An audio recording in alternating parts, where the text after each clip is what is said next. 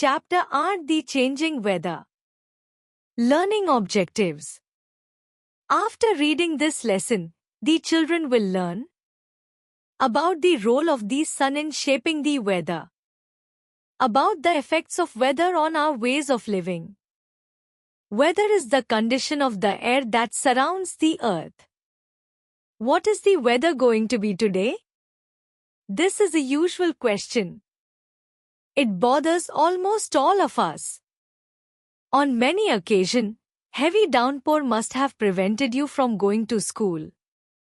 Rains at the right time enable the farmer to reap a rich harvest.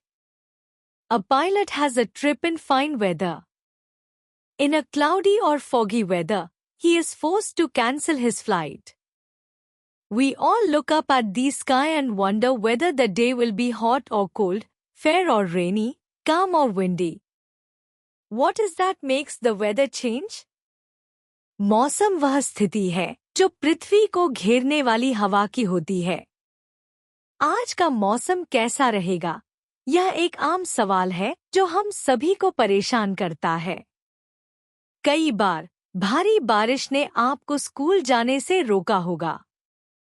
समय पर बारिश होने से किसान अच्छी फसल प्राप्त करता है। एक पायलट अच्छी मौसम में यात्रा करता है, लेकिन बादल या धुंध भरे मौसम में उसे अपनी उड़ान रद्द करनी पड़ती है। हम सभी आसमान की ओर देखते हैं और सोचते हैं कि दिन गर्म होगा या ठंडा, साफ या बारिश वाला, शांत या तेज हवा वाला। लेकिन क्या कारण है जिससे मौसम बदलता है? इस पैराग्राफ में बताया गया है कि मौसम हमारे दैनिक जीवन पर कैसे असर डालता है और यह जानना हमारे लिए महत्वपूर्ण है कि दिन का मौसम कैसा होगा। मौसम का बदलाव विभिन्न कारकों पर निर्भर करता है, जैसे तापमान, हवा की गति, नमी और अन्य प्राकृतिक घटनाएं। मौसम न केवल हमारे रोजमर्रा के कामकाज को प्रभावित करता है, बल्कि किसानों, पायलटों और अन्य कई लोगों के लिए भी महत्वपूर्ण होता है, जो अपने कार्य मौसम की स्थिति के अनुसार करते हैं। The sun. The sun plays an important role in shaping the weather. In summer, the weather is hot and in winter the weather is cold. There are more hours of sunshine in summer than in winter. Moreover, the days are longer in summer than in winter. So, there is more warmth in summer than in winter. सूरज मौसम को आकार देने में महत्वपूर्ण भूमिका निभाता है। गर्मियों में मौसम गर्म होता है और सर्दियों में मौसम ठंडा होता है। गर्मियों में सर्दियों की तुलना में धूप के घंटे अधिक होते हैं। इसके अलावा, गर्मियों में दिन भी सर्दियों की तुलना में लंबे होते हैं। इस कारण से गर्मियों में अधिक गर्मी होती है, जबकि सर्दियों में कम गर्मी होती है। इस पैराग्राफ में बताया गया है कि सूरज की किरणें मौसम में बदलाव लाने में मुख्य भूमिका निभाती हैं। जब सूरज की रोशनी अधिक समय तक धरती पर पड़ती है, जैसे कि गर्मियों में, तब मौसम गर्म रहता है। वहीं सर्दियों में जब दिन छोटे होते हैं और धूप के घंटे कम होते हैं, तो मौसम ठंडा हो जाता है। सूरज की रोशनी और उसकी मात्रा ही यह तय करती है कि मौसम गर्म रहेगा या ठंडा, और यही कारण है कि विभिन्न ऋतुओं में तापमान और मौसम में बदलाव आता है।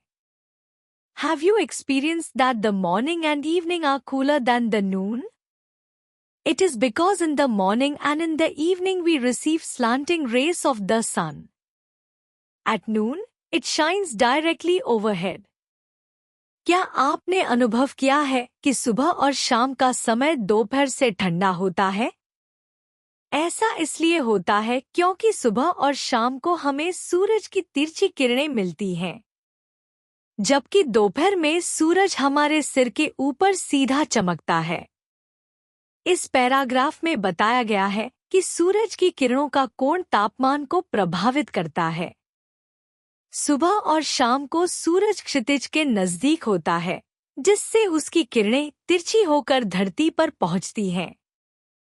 इन तिरछी किरणों में गर्मी कम होती है, इसलिए तापमान ठंडा रहता है। वहीं दोपहर में जब सूरज सिर के ऊपर सीधा होता है, तब उसकी किरणें सीधे धरती पर पड़ती हैं, जिससे गर्मी अधिक होती है। यही कारण है कि दोपहर का समय सुबह और शाम से अधिक गर्म होता है। The sun warms land and water differently. The sun warms both land and water. But land becomes warm quicker than water. It also gets cooled quicker than water. You will see that sun gets heated quicker than water. Also, it cools down faster than water. The same phenomenon happens in nature. The land gets heated quicker than water. It also gets cooled quicker than water. This is also the reason why the nights are much cooler than the days in the deserts. सूर्य भूमि और जल को अलग-अलग तरीके से गर्म करता है।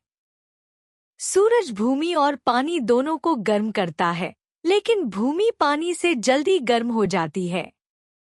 इसी तरह भूमि जल्दी ठंडी भी हो जाती है। आप देखेंगे कि रेत पानी की तुलना में जल्दी गर्म होती है और जल्दी ठंडी भी हो जाती है। प्रकृति में भी यही घटना होती है। भूमि पानी की तुलना में जल्दी गर्म और ठंडी होती है। यही कारण है कि रेगिस्तान में रातें दिन की तुलना में बहुत ठंडी होती हैं। इस पैराग्राफ में बताया गया है कि भूमि और पानी की गर्म और ठंडी होने की गति में अंतर होता है।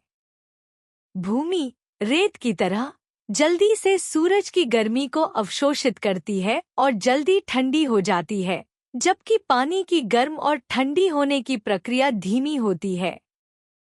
यही कारण है कि रेगिस्तानी क्षेत्रों में दिन के समय तेज गर्मी होती है, क्योंकि भूमि तेजी से गर्म होती है, और रात के समय तापमान तेजी से गिरता है, क्योंकि भूमि जल्दी ठंडी हो जाती है। Do it yourself. Take 2 bowls of similar size. Fill one with sand and the other with water. Note down the temperatures of both the bowls with thermometer. Put both the bowls in sunlight for 2 hours. Again note down the temperatures of both the bowls.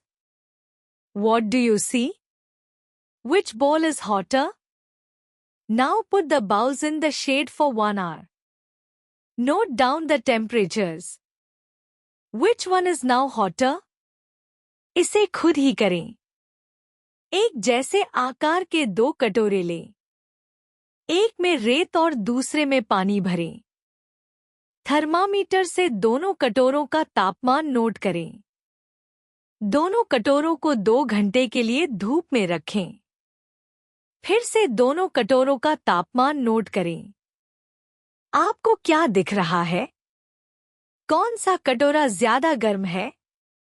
अब कटोरों को 1 घंटे के लिए छाया में रखें। तापमान note करें।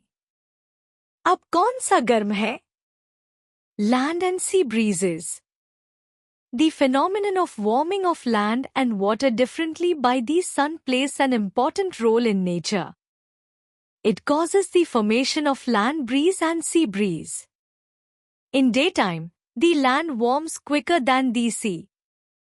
The air above the land becomes warmer and rises up. The cooler air from the sea blows towards the land to occupy the empty space. So, wind blows from the sea towards the land during the day. This is called the sea breeze. At night, the land cools down quicker than the sea. Therefore, the air above the sea becomes warmer and rises up. The cooler air from the land blows towards the sea to take its place. So, wind blows from the land towards the sea at night. This is called the land breeze. The land and sea breezes make the weather pleasant along the coastal areas. स्थल और समुद्री हवाएं। सूरज द्वारा भूमि और पानी के अलग-अलग गर्म होने की प्रक्रिया प्रकृति में एक महत्वपूर्ण भूमिका निभाती है। यह भूमि और समुद्री हवाओं के निर्माण का कारण बनती है। दिन के समय भूमि समुद्र की तुलना में जल्दी गर्म होती है। इसके कारण भूमि के ऊपर की हवा गर्म होकर ऊपर उठती है और समुद्र से ठंडी हवा भूमि की ओर बहती है ताकि खाली जगह भर सके। इसे समुद्री हवा, सी ब्रीज, कहा जाता है। रात के समय भूमि जल्दी ठंडी हो जाती है जबकि समुद्र धीमी गति से ठंडा होता है। इसके परिणामस्वरूप समुद्र के ऊपर की हवा गर्म होकर ऊपर उठती है और भूमि से ठंडी हवा समुद्र की ओर बहती है। इसे भूमि की हवा, लैंड ब्रीज, कहा जाता है। स्थलीय और समुद्री हवाएं तटीय क्षेत्रों में मौसम को सुखद बनाती हैं। इस पैराग्राफ में बताया गया है कि सूरज की गर्मी से भूमि और पानी के अलग-अलग तापमान में बदलाव भूमि और समुद्री हवाओं के निर्माण में सहायक होते हैं। दिन में समुद्र से भूमि की ओर ठंडी हवा चलने से समुद्री हवा बनती है, जिससे तटीय क्षेत्रों में मौसम सुहावना हो जाता है। वहीं रात में भूमि से समुद्र की ओर ठंडी हवा बहने से भूमि की हवा बनती है। ये दोनों प्रक्रियाएं तटीय क्षेत्रों के मौसम को सुखद और आरामदायक बनाए रखती हैं। Evaporation. Have you ever wondered where does the water in ponds and lakes go in the summer? How do your wet clothes dry up? The sun's heat causes liquid water to change to gaseous state. The gaseous state of water is called water vapor. The change of liquid water into water vapor is called evaporation. In nature, evaporation of water takes place all the time. There are many factors that affect the rate of evaporation. Let us study some of them. Water evaporates faster when the weather is windy. Water evaporates faster when temperature is high. Water evaporates faster when the exposed surface is large. Water evaporates faster in dry air than in humid air. वाष्पीकरण। क्या आपने कभी सोचा है कि गर्मियों में तालाबों और झीलों का पानी कहा जाता है? आपके गीले कपड़े कैसे सूखते हैं? सूरज की गर्मी के कारण तरल पानी गैसीय अवस्था में बदल जाता है, जिसे वाष्प, वाटर वेपोर, कहा जाता है। पानी के तरल रूप से गैसीय रूप में बदलने की प्रक्रिया को वाष्पीकरण, इवैपोरेशन, कहा जाता है। प्रकृति में यह प्रक्रिया निरंतर चलती रहती है। वाष्पीकरण की दर को प्रभावित करने वाले कई कारक हैं। आइए उनमें से कुछ का अध्ययन करें। जब मौसम हवादार होता है तो पानी तेजी से वाष्पित होता है। जब तापमान अधिक होता है तो पानी तेजी से वाष्पित होता है। जब उजागर सतह बड़ी होती है तो पानी तेजी से वाष्पित होता है। जब नमी वाली हवा में पानी शुष्क हवा की तुलना में तेजी से वाष्पित होता है। इस पैराग्राफ में बताया गया है कि वाष्पीकरण पर कई कारक प्रभाव डालते हैं।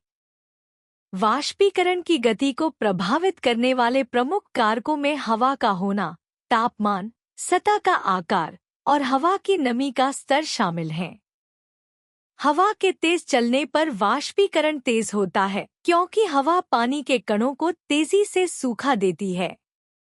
ऊंचे तापमान पर पानी जल्दी वाष्पित हो जाता है। जब पानी की सतह का क्षेत्रफल बड़ा होता है तो वाष्पीकरण भी तेजी से होता है।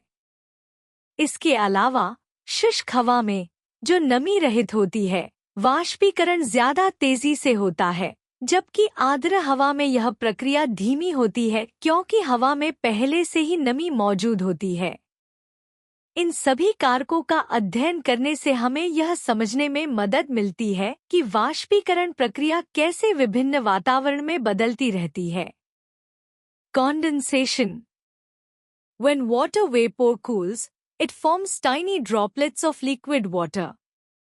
The change of water vapor into liquid water is called condensation. The change of steam into water is also condensation.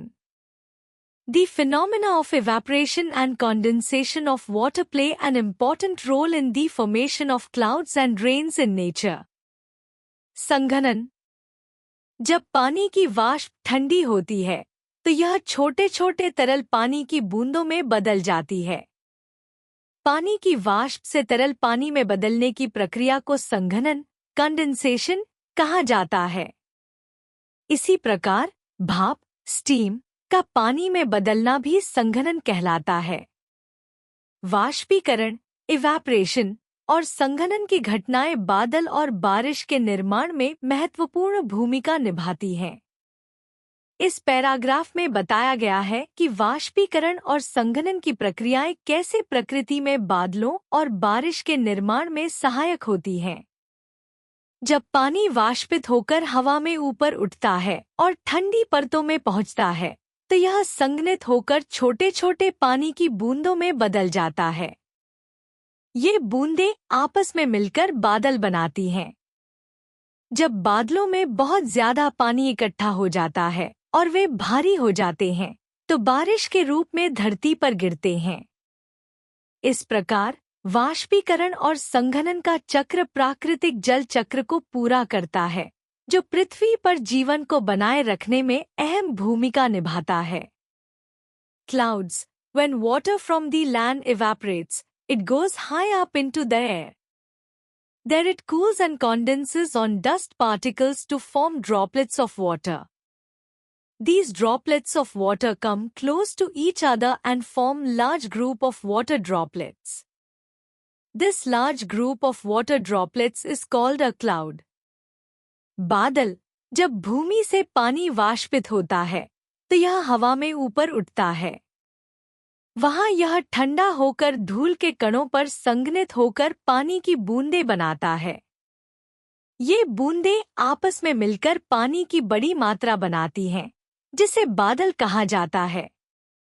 इस पैराग्राफ में बताया गया है कि कैसे पानी के वाष्पीकरण और संघनन से बादलों का निर्माण होता है। जब सूरज की गर्मी से पानी धरती की सतह से वाष्पित होता है तो यह हवा में ऊपर उठता है। वहां ऊंचाई पर पहुंचने पर यह ठंडा होने लगता है और हवा में मौजूद धूल के कणों पर संघनित होकर छोटे छोटे पानी की बूंदों में बदल जाता है।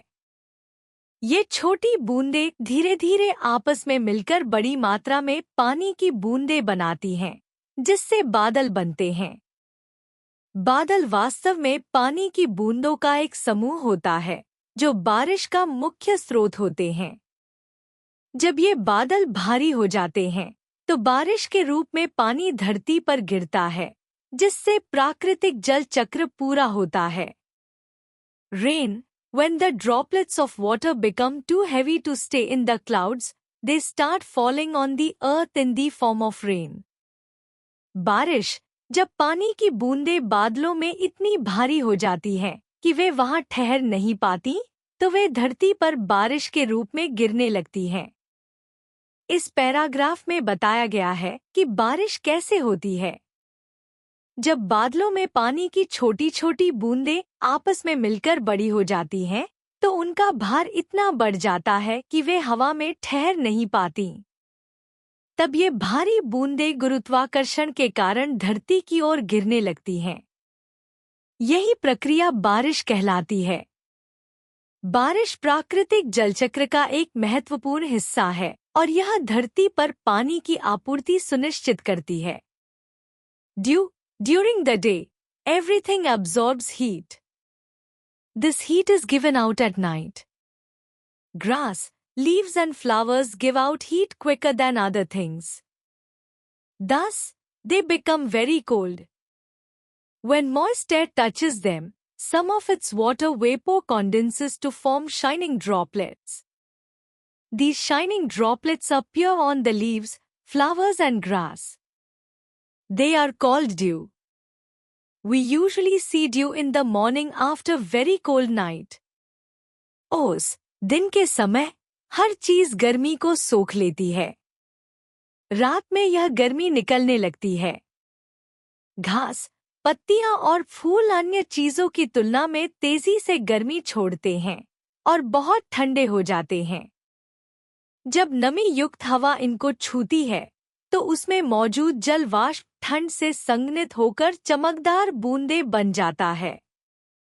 ये बूंदें पत्तियों, फूलों और घास पर दिखाई देती हैं, जिन्हें ओस कहा जाता है। हम आम तौर पर ओस को बहुत ठंडी रात के बाद सुबह में देखते हैं। इस पैराग्राफ में ओस के बनने की प्रक्रिया समझाई गई है। जब दिन में वस्तुएं सूर्य से गर्मी लेकर ऊष्मा सोख लेती हैं, तो रात में ये वही ऊष्मा छोड़ने लगती हैं। घास, पत्तियां और फूल तेजी से गर्मी खो देते हैं और ठंडे हो जाते हैं। इस ठंडेपन के कारण जब नमी युक्त हवा इनसे टकराती है, तो हवा में मौजूद जल वाष्प ठंड से बूंदों के रूप में संघनित हो जाती है और ये बूंदें पत्तियों और घास पर ओस के रूप में दिखाई देती हैं। ओस का निर्माण खासकर ठंडी रातों के बाद सुबह में देखा जाता है, जब हवा में नमी अधिक होती है। यह प्राकृतिक घटना हमें ठंड के मौसम में दिखाई देती है। Frost, when moist air comes in contact with something extremely cold, the water vapor freezes to form icy crystals called frost. You might have seen frost on windowpanes and leaves. पाला, जब नमी युक्त हवा किसी बहुत ठंडी वस्तु के संपर्क में आती है, तो उसमें मौजूद जल वाष्प जमकर बर्फ के क्रिस्टल बना लेता है, जिसे पाला कहते हैं। आपने खिड़कियों के कांच और पत्तियों पर पाला जरूर देखा होगा। इस पैराग्राफ में पाले के बनने की प्रक्रिया समझाई गई है। जब नमी युक्त हवा किसी अत्यधिक ठंडी सतह से टकराती है, तो जल वाष्प जमकर बर्फ के छोटे छोटे क्रिस्टल बना लेता है।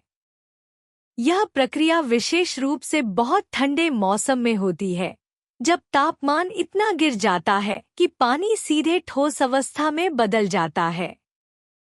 पाला खिड़कियों के शीशों, पत्तियों और अन्य ठंडी सतहों पर जमते हुए देखा जा सकता है। यह घटना ठंडे इलाकों में आम होती है और हमें ठंड के मौसम में अक्सर देखने को मिलती है। Fog, when water vapor in the air touches the dust particles near the ground on very cold night, it condenses and becomes a fog. Sometimes, fog becomes so thick that we cannot see through it. कोहरा, जब बहुत ठंडी रात में हवा में मौजूद जल वाष्प जमीन के पास धूल के कणों से टकराती है, तो वह संघनित होकर कोहरे का रूप ले लेती है। कभी कभी कोहरा इतना घना हो जाता है कि हम उसके पार कुछ भी नहीं देख पाते। इस पैराग्राफ में कोहरे के बनने की प्रक्रिया को समझाया गया है। जब ठंडी रात में जल वाष्प धूल के कणों के संपर्क में आती है, तो वह ठंडी होकर पानी की छोटी छोटी बूंदों में बदल जाती है। ये बूंदें हवा में तैरते हुए एक घनी धुंध या कोहरे का निर्माण करती हैं। कोहरा तब और घना हो जाता है जब हवा में नमी अधिक होती है और तापमान बहुत कम होता है। कोहरा इतना सघन हो सकता है कि उसकी वजह से दृश्यता बहुत कम हो जाती है, जिससे सड़क पर गाड़ियां चलाना या बाहर निकलना मुश्किल हो जाता है। Snow, when raindrops pass through a very cold region, they freeze into ice crystals. They fall on the earth as snow. Snow is light. You can see snow falls on high mountains in winter. बर्फ, जब बारिश की बूंदें बहुत ठंडे क्षेत्र से गुजरती हैं, तो वे जमकर बर्फ के क्रिस्टल में बदल जाती हैं। ये बर्फ के रूप में पृथ्वी पर गिरती हैं। बर्फ हल्की होती है। आप सर्दियों में ऊंचे पहाड़ों पर बर्फबारी देख सकते हैं। इस पैराग्राफ में बताया गया है कि जब बारिश की बूंदें अत्यधिक ठंडे वातावरण से होकर गुजरती हैं, तो वे जमकर बर्फ में बदल जाती हैं। इस प्रक्रिया में पानी की बूंदें ठंडी होकर बर्फ के छोटे छोटे क्रिस्टल में परिवर्तित हो जाती हैं, जो फिर बर्फ के रूप में नीचे गिरती हैं। बर्फ हल्की होती है और इसलिए हवा में आसानी से तैरती है और गिरती रहती है। सर्दियों के मौसम में ऊंचे पहाड़ों पर बर्फबारी का दृश्य सामान्य होता है, जहां तापमान बहुत कम होता है। इस तरह बर्फबारी ठंडे क्षेत्रों का एक प्रमुख प्राकृतिक घटना है जो पर्यावरण को सफेद चादर से ढक देती है। Ice, when snow becomes very hard, it is called ice. बर्फ जब स्नो बहुत कठोर हो जाती है तो इसे बर्फ कहा जाता है। इस पैराग्राफ में बताया गया है कि जब स्नो, जो कि आमतौर पर नरम और हल्की होती है, बहुत कठोर हो जाती है तो उसे बर्फ के रूप में जाना जाता है। बर्फ का यह रूप ठंडे तापमान में उत्पन्न होता है जब पानी का तापमान इतना कम होता है कि वह जम जाता है। ठोस बर्फ विभिन्न रूपों में मिल सकती है, जैसे कि बर्फ के टुकड़े, बर्फ की परतें या बर्फ के बड़े टुकड़े। बर्फ का यह रूप जलवायु में एक महत्वपूर्ण भूमिका निभाता है क्योंकि यह जल के जल चक्र का हिस्सा है और वातावरण में तापमान को संतुलित करने में मदद करता है। इसके अलावा बर्फ की कठोरता और ठंडक इसे विभिन्न गतिविधियों जैसे कि स्कीइंग और बर्फबारी के लिए उपयुक्त बनाती है। Hailstones, when the ice crystals meet very cold air, they join together to form big ice balls. These ice balls fall to the ground as hailstones. Hailstones are sometimes quite big and cause damage to standing crops and plants. ओले, जब बर्फ के crystal बहुत ठंडी हवा से मिलते हैं तो वे मिलकर बड़े बर्फ के गोले बना लेते हैं। ये बर्फ के गोले पृथ्वी पर ओलों के रूप में गिरते हैं। ओले कभी-कभी काफी बड़े होते हैं और खड़े फसलों और पौधों को नुकसान पहुंचाते हैं।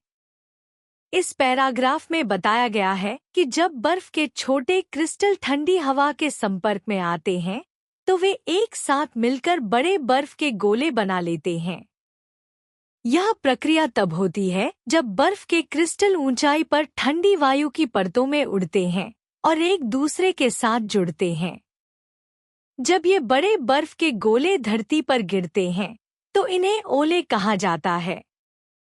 ओले कभी-कभी बहुत बड़े हो सकते हैं और ये खड़ी फसलों और पौधों के लिए हानिकारक साबित होते हैं, जिससे कृषि को काफी नुकसान हो सकता है। How weather affects our ways of living. Weather affects our ways of living in many ways. When weather is cold, we like to wear woolen clothes to keep ourselves warm.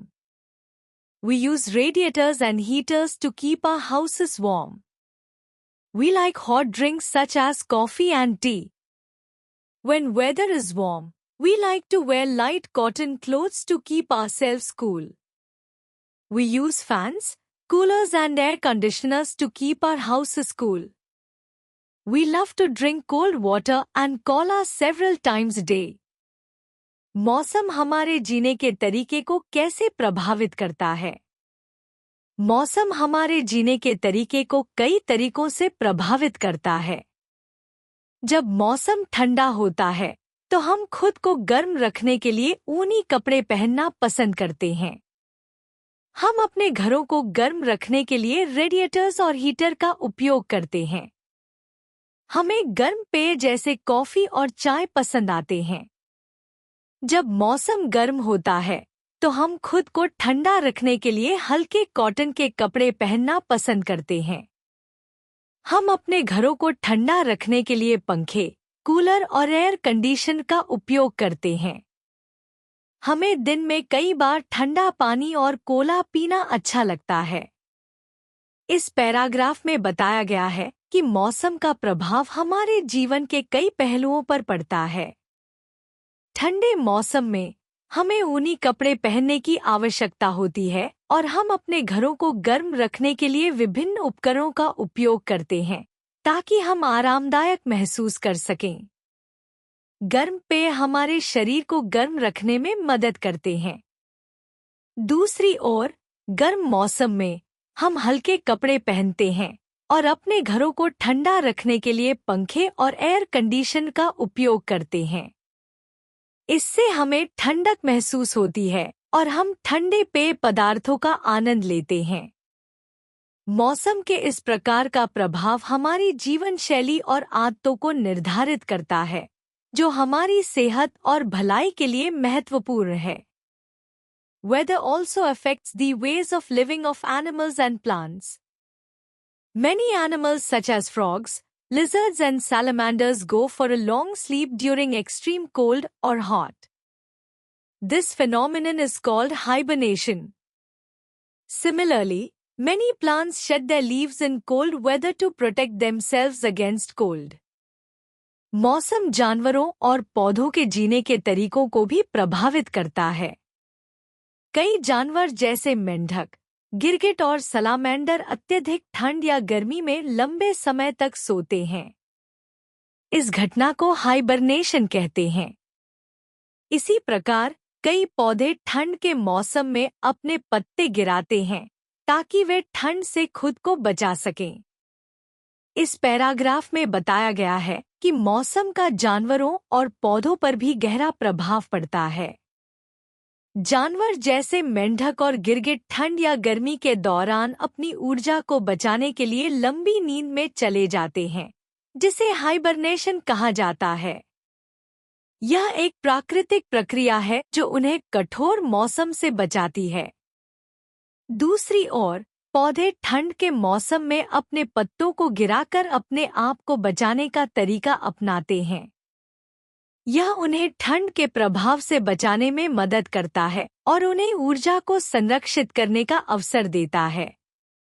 इस प्रकार मौसम के अनुसार जानवरों और पौधों के व्यवहार में बदलाव होता है, जो उनकी जीवित रहने की रणनीतियों को दर्शाता है। Can you name a few plants that shed their leaves in winter? क्या आप कुछ ऐसे पौधों के नाम बता सकते हैं जो सर्दियों में अपने पत्ते गिरा देते हैं? To remember, weather is the condition of the air that surrounds the earth. Land gets heated quicker than water. Land cools quicker than water. The heat of the sun causes all weather changes. The change of water into water vapor is called evaporation.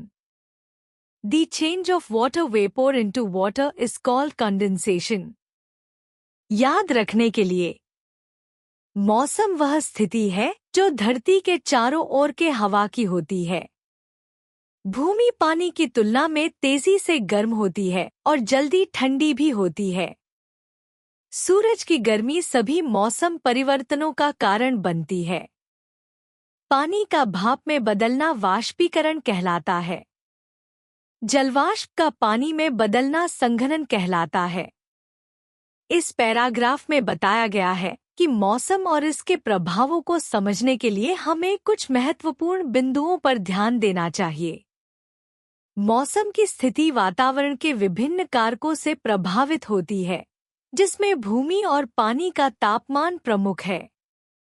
भूमि जल की तुलना में तेजी से गर्म और ठंडी होती है, जिससे विभिन्न मौसम परिवर्तन होते हैं। इसके अलावा सूरज की गर्मी मौसम के परिवर्तनों का मुख्य कारण है, जो वाष्पीकरण और संघनन की प्रक्रियाओं के माध्यम से जल चक्र में महत्वपूर्ण भूमिका निभाती है। यह सभी बिंदु मौसम विज्ञान की समझ के लिए महत्वपूर्ण हैं।